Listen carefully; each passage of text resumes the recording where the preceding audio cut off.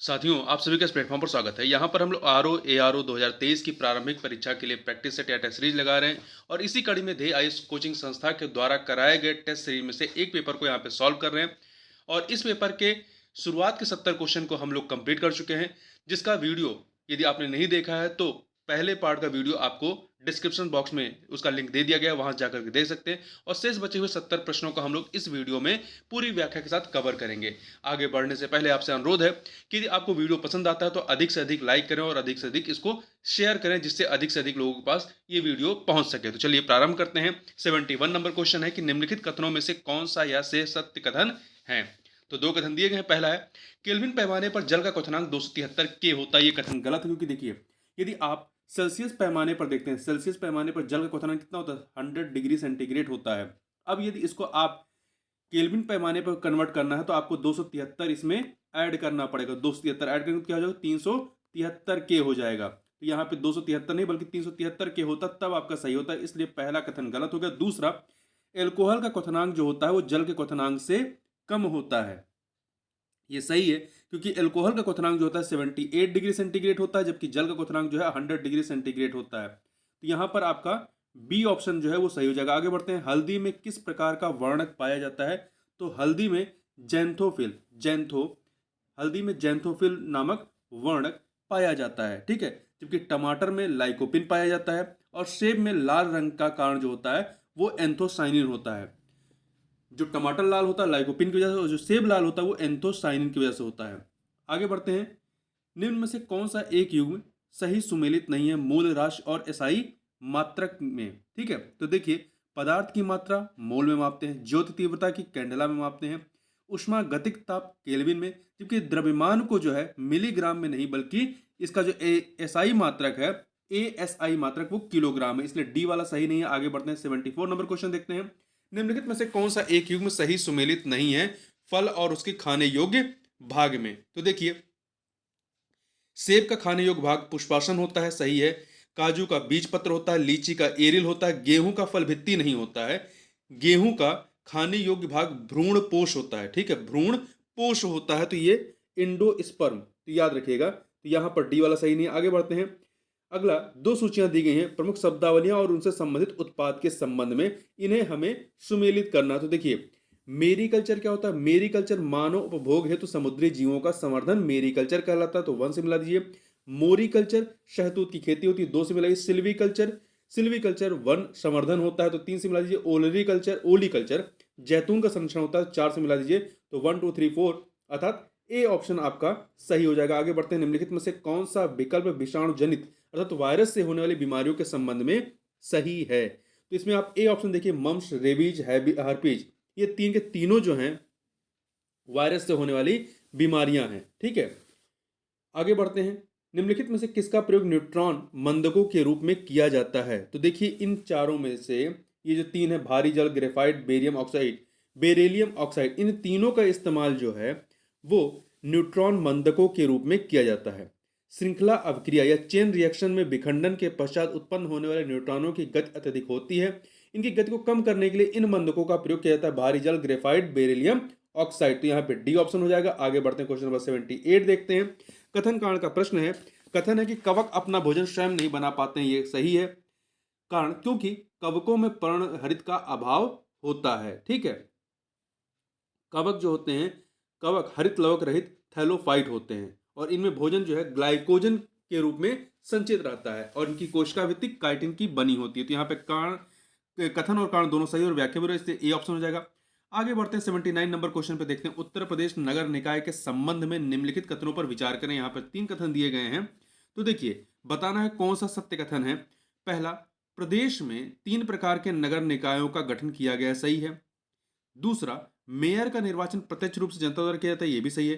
तीसरा, नगरों के प्रकारों की घोषणा राज्यपाल करता है, ये भी सही है। 3 के तीनों सही हैं, इसलिए 1 2 3 सी ऑप्शन हो जाएगा, सी ऑप्शन। आगे बढ़ते हैं। भारतीय संविधान के अनुच्छेद 24 में किस वर्ष तक के बालकों को किसी कारखाने या खान में काम करने के लिए प्रतिबंधित किया गया है। तो किस में किया गया है, किस आर्टिकल के तहत, या कितने वर्ष से कम, 14 वर्ष से कम के बच्चों को के लिए यह प्रतिबंध लागू है। भारतीय संविधान के अनुच्छेद 24 में यह बताया गया है। अगला है 81 नंबर क्वेश्चन है कि निम्नलिखित कथनों पर विचार करें। निम्नलिखित कथनों पर विचार करें, 3 कथन यहाँ पर दिए गए हैं, बताना है सत्य कथन कौन से हैं। तो देखिए यहाँ पर पहला, वर्तमान में उत्तर प्रदेश में कुल 18 मंडल है, सही है। नवीनतम गठित 18वां मंडल अलीगढ़ है, ये भी सही है। तीसरा, उत्तर प्रदेश में 6 आर्थिक संभाग बनाए गए हैं, ये कथन आपका सही नहीं, क्योंकि आर्थिक संभागों की संख्या कितनी है, वो है आपकी 4। कौन कौन से हैं? पश्चिमी, केंद्रीय, बुंदेलखंड और पूर्वी। तो यहाँ पे पहला दूसरा सही है, इसलिए ए ऑप्शन हो जाएगा। आगे बढ़ते हैं, 82 नंबर क्वेश्चन है, भारतीय संविधान में राष्ट्रीय महत्व के स्मारकों, स्थानों और वस्तुओं के संरक्षण संबंधित अनुच्छेद कौन से हैं? तो इसमें तो देखिए, इससे संबंधित जो अनुच्छेद है वो आर्टिकल 49 है। 49 में क्या है? राष्ट्रीय महत्व के स्मारकों, स्थानों और वस्तुओं के संरक्षण से संबंधित है, ठीक है। ये भारतीय संविधान के नीति निर्देशक तत्वों में शामिल है। वहीं आर्टिकल 29 में क्या है? आर्टिकल 29 में यदि देखें तो अल्पसंख्यक वर्गों के हितों का संरक्षण, जिसमें अल्पसंख्यक वर्ग अपनी भाषा, लिपि और संस्कृति को सुरक्षित रख सकने का अधिकार है, इसके बारे में प्रावधान किया गया है। वहीं अनुच्छेद 46 में क्या है? अनुच्छेद 46 में आप देखें तो अनुसूचित जातियों, अनुसूचित जनजातियों और अन्य दुर्बल वर्गों की शिक्षा और अर्थ संबंधी हितों की अवृत्ति की बात की गई है। वहीं 48K में क्या है? इसमें पर्यावरण का संरक्षण तथा संवर्धन और वन्य जीवों की रक्षा के संबंध में प्रावधान किए गए हैं। अगला है 83 नंबर है, कथन कांड का प्रश्न है। तो देखिए, कथन कांड के प्रश्न में यहाँ पर अभिकथन दिया गया है कि आधारभूत ढांचे से तात्पर्य संविधान के ऐसे उपबंधों से जो संविधान का मूल स्वरूप निर्धारित करते हैं। तो ये कथन सही है। कारण, क्योंकि मूल संविधान में आधारभूत ढांचे का स्पष्ट प्रावधान नहीं, मूल संविधान में आधारभूत ढांचे का स्पष्ट प्रावधान नहीं है, इसलिए ये गलत है। तो कथन सही है, कारण गलत है, सी ऑप्शन हो जाएगा। आगे बढ़ते हैं, 84 नंबर क्वेश्चन, निम्न में से किस अनुच्छेद के अंतर्गत संघ को हिंदी भाषा के विकास एवं प्रसार हेतु निर्देश दिया गया है? तो अनुच्छेद 351 के तहत, अनुच्छेद 351 के अंतर्गत संघ को हिंदी भाषा के विकास एवं प्रसार हेतु निर्देश दिया गया है। इस अनुच्छेद के अंतर्गत या अनुसार संघ सरकार का यह कर्तव्य होगा कि वह हिंदी भाषा के विकास एवं प्रसार हेतु समुचित प्रयास करे। आगे बढ़ते हैं, 85 नंबर, संविधान का कौन सा भाग जर्मनी के संविधान से प्रेरित है? तो देखिए, भाग 18 क्या है? यह इसमें अनुच्छेद 352 से लेकर 360 तक आपात उपबंधों का प्रावधान है, जो जर्मनी के संविधान से लिया गया है, इसलिए यह जर्मनी के संविधान से प्रेरित है। अगला है, निम्न युग्मों में से कौन सा सही सुमेलित नहीं है? अधिकरण तथा ट्रिब्यूनल और स्थापना वर्ष में। देखिए, प्रथम कृष्णा नदी जल विवाद अधिकरण 1969 में गठित हुआ। बी ऑप्शन, कावेरी जल विवाद अधिकरण 1990 का है। द्वितीय कृष्णा नदी जल विवाद अधिकरण 2008 का नहीं बल्कि 2004 का है। ये 2008 नहीं 2004 है, इसलिए सी वाला सही नहीं है। वहीं नर्मदा जल विवाद अधिकरण 1969 का है। आगे चलते हैं, क्वेश्चन नंबर 87 देखते हैं, उपराष्ट्रपति का पद रिक्त होने पर कितने निश्चित समय के भीतर चुनाव कराने का प्रावधान है? तो देखिए, उपराष्ट्रपति के लिए कोई भी निश्चित समय सीमा नियत नहीं है, इसलिए डी ऑप्शन हो जाएगा, ठीक है, अनुच्छेद 68(2) के तहत। अगला है, राज्यपाल द्वारा राज्य में संवैधानिक आपातकाल के लिए राष्ट्रपति से सिफारिश करना उसके किस प्रकार की शक्ति के अंतर्गत आता है? तो यह उसकी कार्यकारी शक्ति के तहत आता है। अगला है, निम्नलिखित में से कौन सी भारत और नेपाल की संयुक्त जल परियोजना है? तो इनमें से देखिए, आपकी जो टनकपुर जल परियोजना है, ये महाकाली नदी पर स्थित भारत और नेपाल की एक संयुक्त परियोजना है, टनकपुर जल परियोजना। जबकि चूखा जल विद्युत परियोजना जो है, ये भारत और भूटान की संयुक्त परियोजना जो कि वांगचू नदी पर है, और तुलबुल परियोजना जो है ये झेलम नदी पर है और भारत की यह एक परियोजना। आगे बढ़ते हैं, जनगणना 2011 के अनुसार उत्तर प्रदेश में 10 लाख से अधिक नगरीय आबादी वाले नगरों की संख्या कितनी है? तो ऐसे नगरों की संख्या कितनी है? 7 है। अब ये नगर कौन से हैं? नाम सुन लीजिए, कानपुर, लखनऊ, गाजियाबाद, आगरा, वाराणसी, मेरठ और प्रयागराज। अगला है, मध्य और दक्षिण एशिया के निम्नलिखित अफीम उत्पादक एवं निर्यातक देशों में कौन एक स्वर्णिम अर्धचंद्र के अंतर्गत सम्मिलित नहीं है? या इंग्लिश में इसे कहते हैं गोल्डन क्रिसेंट के अंतर्गत सम्मिलित नहीं है। तो इसमें आप देखें, ईरान, अफगानिस्तान, पाकिस्तान, ये तीनों शामिल है, परंतु इसमें इराक नहीं आता है। देखिए, मध्य और दक्षिण एशिया के अफीम उत्पादक एवं निर्यातक देशों में ईरान है, अफगानिस्तान, पाकिस्तान सम्मिलित हैं। इराक जो है स्वर्णिम अर्धचंद्र के अंतर्गत सम्मिलित नहीं है। इन क्षेत्रों में अवैध तरीके से अफीम का उत्पादन एवं व्यापार होता है। अगला है, निम्नलिखित युग्मों में से कौन सा सही सुमेलित नहीं है? तो देश और प्रमुख कृषि फसलों में तो आप देखें यहाँ पर घाना में कोको उगता है, ठीक है, ब्राज़ील में कहवा, श्रीलंका में चाय, परंतु मलेशिया में गन्ने की खेती नहीं है। यहाँ की प्रमुख कृषि कृषि गन्ना नहीं बल्कि रबर है, ठीक है। तो यहाँ पे डी ऑप्शन हो जाएगा। 93 नंबर क्वेश्चन देखते हैं। 93 नंबर क्वेश्चन है खाद्य जाल खाद्य श्रृंखला की अपेक्षा क्या होते हैं। जो खाद्य जाल होते हैं वो खाद्य श्रृंखला की अपेक्षा अधिक जटिल होते हैं, क्योंकि इसमें ये कई सारी खाद्य श्रृंखलाओं का एक समूह होता है, ठीक है। निम्नलिखित कथनों पर विचार करें। यहाँ पे 2 कथन दिए गए हैं और सत्य कथन या कथनों का चयन करना है। तो देखिए यहाँ पर पहला, राष्ट्रीय बागवानी बोर्ड की स्थापना वर्ष 1984 में हुई थी, ये कथन सही है। दूसरा, राष्ट्रीय बागवानी बोर्ड की स्थापना 1984, इसका मुख्यालय कहाँ है, हरियाणा के गुरुग्राम में स्थित है। दो के दोनों कथन सही है, सी ऑप्शन। निम्नलिखित में से किस देश के मूल निवासियों को माओरी कहा जाता है। तो देखिए न्यूजीलैंड के जो मूल निवासी हैं उन्हें माओरी कहा जाता है। यह देश जो है न्यूजीलैंड, यह ऑस्ट्रेलिया के दक्षिण पूर्व में स्थित है और न्यूजीलैंड को दक्षिण का ब्रिटेन भी कहा जाता है। आगे बढ़ते हैं। निम्न युग्मों में से कौन सा सही सुमेलित नहीं है। भौगोलिक खोजें और खोजकर्ता के तौर पे तो आप यहाँ पे देखें, न्यू फाउंडलैंड की खोज जॉन कैवेट ने की। जॉन कैवेट ने हवाई द्वीप समूह की कैप्टन कुक ने, उत्तरी ध्रुव की रॉबर्ट पियरी ने, जबकि दक्षिणी ध्रुव की खोज केपलर ने नहीं की थी। दक्षिणी ध्रुव पर पहुंचने वाले प्रथम व्यक्ति आर एमंडसन थे जो कि नॉर्वे के थे, 1911 में पहुंचे थे। तो यहाँ पे केपलर नहीं, डी ऑप्शन सही नहीं है। अगला है, अंडमान और निकोबार द्वीपों की आदिवासी जनसंख्या है कौन सी है। तो यहाँ पर ग्रोसम प्रजाति की आदिवासी जनसंख्या, ग्रोसम प्रजाति की, ठीक है। आगे ये आपके अफ्रीकी निग्रेटो के साथ साम्य रखती है। अगला है, निम्नलिखित में से कौन सा भौगोलिक दृष्टि से भारत की मुख्य भूमि के निकटतम है। तो कौन सा, देखिए मिनिकॉय द्वीप जिसे स्थानीय रूप से मालिकू के रूप से जाना जाता है, यह लक्षद्वीप समूह में भारत का सुदूर दक्षिणी प्रवाल द्वीप वलय है। यह भौगोलिक दृष्टि से भारत की मुख्य भूमि के सबसे निकट है इन सभी में, तो बी ऑप्शन। आगे बढ़ते हैं। अब यहाँ पे जो मैथ रीजनिंग के प्रश्न को छोड़ते हुए हम लोग क्वेश्चन नंबर 111 पे आते हैं। तो 111 नंबर क्वेश्चन क्या है कि 2 सूचियाँ दी गई हैं, उद्योग और क्षेत्र, इन्हें हमें सुमेलित करना है। तो देखिए तेल शोधक कारखाना कहाँ पर है, ये आपका मथुरा, 3 से मिला दीजिए। देसी घी उद्योग औरैया जिले का है, 4 से मिला दीजिए। खेल का सामान मेरठ, तो 1 से मिलाइए। बांसुरी उद्योग जो है ये पीलीभीत, अर्थात 2 से मिला दीजिए। 3412 बी ऑप्शन हो जाएगा। आगे बढ़ते हैं। प्रोजेक्ट एलिफेंट के अंतर्गत उत्तर प्रदेश एलिफेंट रिजर्व की स्थापना की गई थी। इसकी स्थापना कब की गई थी, इसकी स्थापना सितंबर 2009 में की गई थी, ठीक है, उत्तर प्रदेश में। और इसके अंतर्गत कुल 744 वर्ग किलोमीटर का क्षेत्र है। उत्तर प्रदेश में हाथी, तराई एवं शिवालिक के गिरपदों में पाए जाते हैं। क्रियात्मक घाटा क्या होता है, क्रियात्मक घाटा या फंक्शनल डेफिसिट क्या होता है। तो यह जो है स्फीति समायोजित राजकोषीय घाटा होता है। स्फीति समायोजित क्या होता है, राजकोषीय घाटा। देखिए अर्थव्यवस्था में स्फीति अर्थात जो डेफिसिट है, अर्थव्यवस्था में स्फीति सार्वजनिक व्यय की मात्रा में वृद्धि लाती है। इसलिए वास्तविक स्थिति ज्ञात करने के लिए हम स्फीति समायोजित घाटा ज्ञात करते हैं।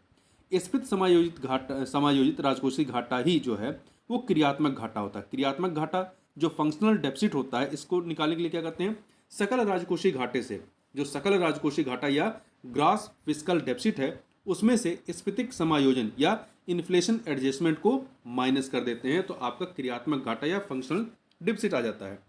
अगला है, निम्नलिखित किन 2 संस्थाओं को वाशिंगटन जुड़वा के नाम से जाना जाता है। तो आपका IMF है और आपका वर्ल्ड बैंक, ठीक है, अर्थात IMF और IBRD को ही वर्ल्ड बैंक कहते हैं, ठीक है। इन दोनों को ब्रेटन वुड्स की जुड़वा के नाम से जानते हैं। अंतर्राष्ट्रीय मुद्रा कोष तथा अंतर्राष्ट्रीय पुनर्निर्माण तथा विकास बैंक IBRD की स्थापना अमेरिका में ब्रेटन वुड्स के 1944 के समझौते के तहत औपचारिक रूप से 27 दिसंबर 1945 को हुई थी। चूंकि दोनों की स्थापना ब्रेटन वुड्स के तहत हुई, इसलिए इन दोनों को ब्रेटन वुड्स जुड़वा कहा गया। दोनों के वाशिंगटन में स्थित होने के कारण इन्हें वाशिंगटन जुड़वा के रूप में भी जाना जाता है। आगे बढ़ते हैं। निर्यात संवर्धन को बढ़ावा देने के लिए भारत का पहला निर्यात संवर्धन क्षेत्र ईपीजेड वर्ष 1965 में खोला गया। तो कहाँ खोला गया? ये गुजरात के कांडला में, गुजरात के कांडला में खोला गया। आगे बढ़ते हैं, क्वेश्चन नंबर 116 देखते हैं। निम्नलिखित युग्मों में से कौन सा एक सही सुमेलित नहीं है? तो यहाँ पे आप देखें, स्वर्ण जयंती ग्राम स्वरोजगार योजना 1999 में प्रारंभ होती है। प्रधानमंत्री रोजगार योजना 2 अक्टूबर 1993 को प्रारंभ होती है, ना कि 2014 में। ठीक है, 2 अक्टूबर 1993 को शिक्षित बेरोजगार युवाओं को व्यापारिक कारोबार के लिए आर्थिक सहायता देने के लिए प्रधानमंत्री रोजगार योजना की शुरुआत की गई थी। वहीं प्रधानमंत्री ग्राम सड़क योजना वर्ष 2000 की है। संपूर्ण ग्रामीण रोजगार योजना 2001 की है। अगला है राष्ट्रीय निवेश कोष NIF का गठन कब किया गया? तो इसका गठन जो है वर्ष 2005 में किया गया। 2005 में सार्वजनिक उपक्रमों के विनिमेश से प्राप्त होने वाले राजस्व के सुनिश्चित इस्तेमाल के लिए इस संस्था की स्थापना केंद्र सरकार के द्वारा वर्ष 2005 में की गई। निम्नलिखित में से कौन बॉम्बे स्टॉक एक्सचेंज BSE का सूचकांक नहीं है? तो इसमें देखिए आपका सेंसेक्स, राष्ट्रीय सूचकांक, इंडोनकस्ट, ये सभी हैं, परंतु निफ्टी 50 ये जो है नेशनल स्टॉक एक्सचेंज का सूचकांक है। आगे चलते हैं, निम्नलिखित में से कौन सा एक युग्म सही सुमेलित नहीं है उत्तर प्रदेश के राजकीय चिन्ह और प्रतीकों में? तो देखिए यहाँ पर राजकीय पुष्प टेशु या पलाश है, राजकीय वृक्ष सीता अशोक है, राजकीय पक्षी जो है वो कोयल नहीं बल्कि सारस है। ठीक है, राजकीय पशु बारहसिंघा है। आगे बढ़ते हैं, निम्नलिखित युग्मों में से कौन सा या से सही सुमेलित नहीं है जनपद और उसके मुख्यालय के तौर पर? तो देखिए सही सुमेलित नहीं है, गौतम बुद्ध नगर का ग्रेटर नोएडा नहीं बल्कि नोएडा है, तो पहला सही नहीं है। देखिए नौगढ़, यहाँ पर कानपुर देहात का अकबरपुर भाटी सही है, बस्ती का नौगढ़ नहीं है, बस्ती का मुख्यालय बस्ती सिटी है, नौगढ़ जो है वो सिद्धार्थ नगर का, इसलिए तीसरा भी गलत है, जालौन का उरई सही है, तो पहला तीसरा गलत है, ये ऑप्शन। आगे बढ़ते हैं, अगस्त 2023 में विदेशी नागरिकों के लिए आयुष प्रणालियों के तहत चिकित्सा को सुगम बनाने हेतु किस मंत्रालय द्वारा आयुष वीजा की नई श्रेणी बनाए जाने की अधिसूचना जारी की गई है? तो ये अधिसूचना गृह मंत्रालय के द्वारा जारी की गई है। अगस्त 2023 में भारत द्वारा किस देश से spike NLOS missile NLOS missile प्राप्त की है? तो किससे की है? इजराइल से प्राप्त की है। यह एक गाइडेड मिसाइल है, इसका उपयोग Mi-17B5 हेलीकॉप्टर से किया जाएगा। आगे बढ़ते हैं, अगस्त 2023 में जायद तलवार 2023 नामक नौसैन्याभ्यास भारत एवं किस देश के मध्य संपन्न हुआ? तो यह जो है भारत और संयुक्त अरब अमीरात के मध्य यह संपन्न हुआ। ठीक है, यह एक नौसैन्य अभ्यास, ध्यान रखिएगा। अगस्त 2023 में world police and fire games 2023 का आयोजन कहाँ पर संपन्न हुआ? तो इसका आयोजन कनाडा के विनिपेग में हुआ। ठीक है, इसका आयोजन द्विवार्षिक रूप से किया जाता है। इस प्रतियोगिता में सर्वाधिक पदक जीतने वाले देशों में कनाडा शीर्ष पर रहा, भारत इस पदक तालिका में चौथे स्थान पर था।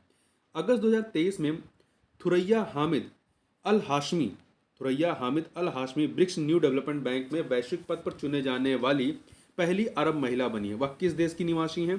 तो यह जो है संयुक्त अरब अमीरात UAE की निवासी हैं। ठीक है, आगे बढ़ते हैं, 126 नंबर क्वेश्चन देखते हैं। अगस्त 2023 में किस अंतर्राष्ट्रीय बैंक को विश्व बैंक द्वारा ICCR अर्थात international committee on credit reporting में शामिल होने को मंजूरी प्रदान की गई है? किस अंतर्राज्यीय बैंक को? तो ये कौन सा है आपका? ये है आपका बैंक ऑफ इजराइल को किया गया है। देखिए जो international committee on credit reporting है, इसकी स्थापना वर्ष 2009 में हुई थी। अगस्त 2023 में निम्नलिखित देशों में से किस एक ने लिंग परिवर्तन और ट्रांसजेंडर विवाहों पर प्रतिबंध लगाने की घोषणा की है? तो किसने की है? रूस ने की है। अगस्त 2023 में रूस ने की है। अगला है, हाल ही में 5वां हेलीकॉप्टर एवं लघु विमान शिखर सम्मेलन 2023 का आयोजन कहां पर संपन्न हुआ?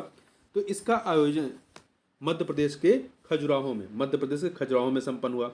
अगस्त 2023 में ब्राजील, भारत, रूस, चीन एवं दक्षिण अफ्रीका देशों से बने ब्रिक्स गठबंधन में कितने नए देशों को शामिल करने की घोषणा की गई है? तो इसमें 6 नए देशों को शामिल करने की घोषणा की गई। ये 6 नए देश कौन से हैं? ईरान, संयुक्त अरब अमीरात, सऊदी अरब, अर्जेंटीना, इथोपिया और मिस्र। निम्नलिखित में से किस तिथि को विभाजन विभीषिका स्मृति दिवस मनाया गया? 14 अगस्त 2023 को। 14 अगस्त 2023 को। ठीक है, और यह 2021 से मनाया जा रहा है प्रत्येक वर्ष। अगस्त 2023 में किस राज्य सरकार द्वारा प्रवासी श्रमिकों के लिए एक विशिष्ट पहचान प्रणाली अतिथि पोर्टल का शुभारंभ किया गया? तो केरल के द्वारा, केरल राज्य सरकार के द्वारा। इसका उद्देश्य प्रवासी श्रमिकों के पंजीकरण को सुव्यवस्थित करना था, उनकी सामाजिक सुरक्षा सुनिश्चित करना है। आगे बढ़ते हैं। अराश डोर्रा गैस फील्ड विवाद निम्नलिखित में से किन तीन देशों के मध्य है? तो यह ईरान, सऊदी अरब और कुवैत। ईरान, सऊदी अरब, कुवैत के मध्य। इस क्षेत्र को लेकर तीनों देश लंबे समय से विवाद में उलझे हैं। अगस्त 2023 में ईरान ने सऊदी अरब एवं कुवैत की आपत्तियों के बावजूद अन्वेषण जारी रखने की धमकी दी, जिससे यह क्षेत्र पुनः चर्चा में रहा। अगस्त 2023 में निम्नलिखित में से किसने राष्ट्रीय हरित अधिकरण एनजीटी के नए अध्यक्ष के रूप में पदभार ग्रहण किया है? तो न्यायमूर्ति प्रकाश श्रीवास्तव ने। न्यायमूर्ति प्रकाश श्रीवास्तव महत्वपूर्ण, याद रखिएगा, ठीक है। ये कलकत्ता उच्च न्यायालय के पूर्व न्यायाधीश रहे हैं। अगला है अगस्त 2023 में आयोजित 26वें राष्ट्रीय ई गवर्नेंस सम्मेलन 2023 का आयोजन कहाँ पर हुआ? तो मध्य प्रदेश के इंदौर में। मध्य प्रदेश के इंदौर में 26वें राष्ट्रीय ई गवर्नेंस सम्मेलन का आयोजन हुआ। इसका आयोजन प्रशासनिक सुधार और लोक शिकायत विभाग, भारत सरकार द्वारा किया गया। इसका मुख्य विषय क्या था? विकसित भारत, सशक्त नागरिक। इंग्लिश में कहें तो डेवलपिंग इंडिया, एम्पावरिंग सिटीजन्स। अगला है अगस्त 2023 में निम्नलिखित में से किसकी अध्यक्षता में एनसीईआरटी द्वारा पाठ्य पुस्तक संशोधन हेतु पैनल गठित किया गया?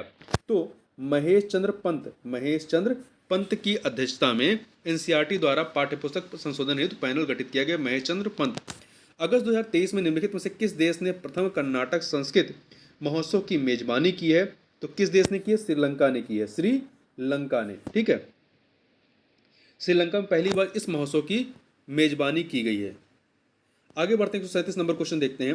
अगस्त सितंबर 2023 में आयोजित यूएस ओपन 2023 टेनिस टूर्नामेंट में महिला एकल का खिताब किसने जीता है? तो यह कोको गॉफ ने जीता है, ठीक है। अमेरिका की कोको गॉफ ने जीता है। उन्होंने इस प्रतियोगिता में बेलारूस की एरिना शबालेंका को हराया है। आगे बढ़ते हैं। अगस्त 2023 में रूस के मॉस्को में आयोजित पहले ब्रिक्स इनोवेशन फोरम के दौरान निम्नलिखित में से किसे वर्ल्ड इनोवेशन अवार्ड से सम्मानित किया गया है? तो शांता थोटम को किया गया है वर्ल्ड इनोवेशन अवार्ड से। यह पुरस्कार सतत विकास लक्ष्य एसडीजी गोल 4 जो है गुणवत्तापूर्ण शिक्षा में उत्कृष्ट योगदान हेतु प्रदान किया गया है। आगे बढ़ते हैं। अगला है 139 नंबर। अगस्त 2023 में निम्नलिखित में से किस स्थान पर 15वें ब्रिक्स सम्मेलन 2023 का आयोजन किया गया? तो इसका आयोजन दक्षिण अफ्रीका के जोहान्सबर्ग में 15वें ब्रिक्स सम्मेलन 2023 का आयोजन किया गया। इस सम्मेलन का मुख्य विषय क्या था? ब्रिक्स और अफ्रीका पारस्परिक रूप से त्वरित विकास के लिए साझेदारी, सतत विकास और बहुपक्षवाद। इंग्लिश में कहें तो BRICS and Africa partnership for mutually accelerated growth, sustainable development and inclusive multilateralism. आगे बढ़ते हैं। अगस्त 2023 में निम्नलिखित स्टार्टअपों में से कौन सा एक यूनिकॉर्न का दर्जा प्राप्त करने वाला भारत का पहला स्टार्टअप बना है? तो ये है जेपेटो, ठीक है। जेपेटो यूनिकॉर्न का दर्जा प्राप्त करने वाला भारत का पहला स्टार्टअप बना है। गौरतलब है कि ऐसे स्टार्टअप जिनका मूल्य $1 मिलियन से अधिक होता है, $1 मिलियन से, उन्हें यूनिकॉर्न का दर्जा दिया जाता है। तो इस प्रकार से इस वीडियो में बस इतना ही। मिलते हैं नेक्स्ट वीडियो में, तब तक के लिए बहुत बहुत धन्यवाद।